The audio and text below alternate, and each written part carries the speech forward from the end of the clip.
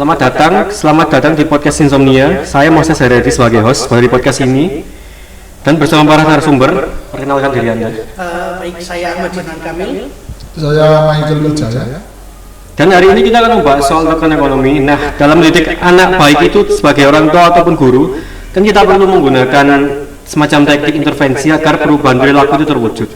Dan dari rekan-rekan narasumber nih mempersoalkan menggunakan token ekonomi, mohon jelaskan terlebih dahulu apa itu token ekonomi. Baik, token ekonomi adalah sebuah teknik intervensi perubahan perilaku yang menggunakan imbalan sebagai pembentuknya. Dan ini semacam terapan dari teori operant conditioning B.F. Skinner, yang dimana beliau berpendapat bahwa konsekuensi mempertahankan perilaku. Reinforcer adalah konsekuensi yang memungkinkan dijalankannya sebuah perilaku. Nah, kalau disederhanakan ini pendapat Skinner seperti apa? Kalau disederhanakan, ketika kita melakukan sesuatu, misalkan kayak makan bersama, gitu kan ya, nanti kita timbul konsekuensi berupa kebahagiaan yang dirasakan bersama, sehingga memberikan rangsangan bahwa makan bersama itu hal yang baik, dan kita akan melakukan makan bersama lagi. Nah, dalam penerapannya ini token ekonomi seperti apa? Kalau dalam penerapannya sendiri itu dibagi menjadi 5 tahap. Nah, untuk gampang memvisualisasikannya, saya akan memakai analogi SD susuran yang siswa-siswanya itu suka berkelahi. Yang pertama, tentukan perilaku yang mau diubah.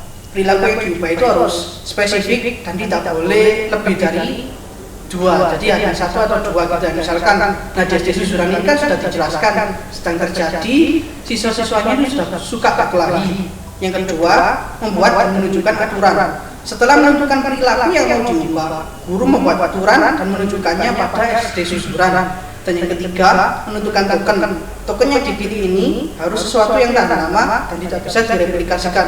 Misalkan SD susuran dalam rangka untuk penerapan token ekonomi ini mencetak vouchernya sendiri murni yang hanya bisa ditukarkan di SD susuran. Dan yang keempat, menentukan backup reinforcer. Backup reinforcernya dimaksud di sini adalah rewardnya. Bisa juga kopi, permen, pensil, dan lain sebagainya. Dan yang kelima, tentukan dalam tanda kutip harga. Setelah melihat backup reinforcer ini, setelah membuat backup reinforcer ini, perlu ditentukan harga dari setiap backup reinforcer.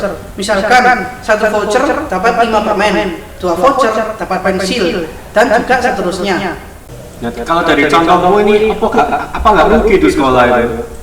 Ya, kalau Mas melihatnya dari segi itu kan berarti sebelum menerapkan SD susuran harus memperkirakan dalam penerapan programnya ini apakah ada budget yang bisa disisihkan untuk menjalankan token ekonomi.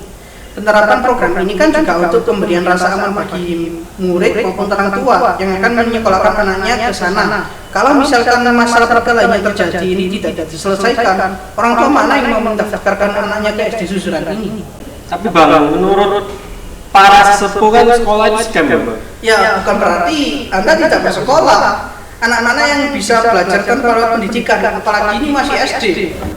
Berarti yang penting kan main kripto, Bang, agar bisa cepat kaya, Bang. Ya, tapi kalau nggak sekolah ya masih malah gampang ditipu juga. Mas kan kripto kan juga perlu penelitiannya juga, nggak bisa syukur-syukur apa istilahnya langsung terjun nanti gampang ditipu kalau nggak sekolah.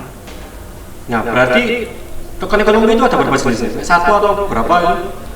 Kalau token ekonomi, Michael, ada, yaitu mystery motivation dan self monitoring. Mystery motivator ini kita menerapkan token ekonomi, tapi hadiahnya dalam bentuk mystery box. Dan kalau untuk self monitoring, ini contohnya siswa SD susuran menulis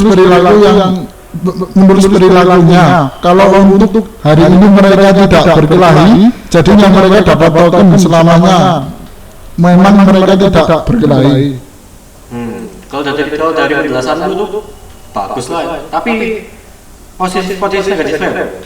Tentu ada positif negatifnya. Jadi kalau positifnya itu token ekonomi ini sangat efektif dalam membentuk perilaku dengan penerapan yang sangat luas. Misalkan di rumah sakit jiwa, para dokter menerapkan sistem voucher yang dimana jika pasien melakukan perilaku baik seperti bangun pagi, berolahraga dan sebagainya, mereka akan mendapatkan voucher dan voucher tersebut bisa ditukar di sore hari untuk membeli permen dan jajanan lainnya. Sampai di kehidupan nyata di mana kita bekerja untuk mendapatkan uang dan uang tersebut ditukarkan untuk membeli kebutuhan sehari-hari. Namun ada efeknya mas, efeknya yaitu negatif adalah jika tidak ada sistem token ekonomi ini, terus apakah perilaku masih berjalan? Misalkan kalau kita bekerja dapat uang, tapi kalau tahlilan tidak dapat uang, apakah harus kita tidak mengikuti tahlilan? Loh, gak bisa loh. Tahlilan itu kan kegiatan keagamaan.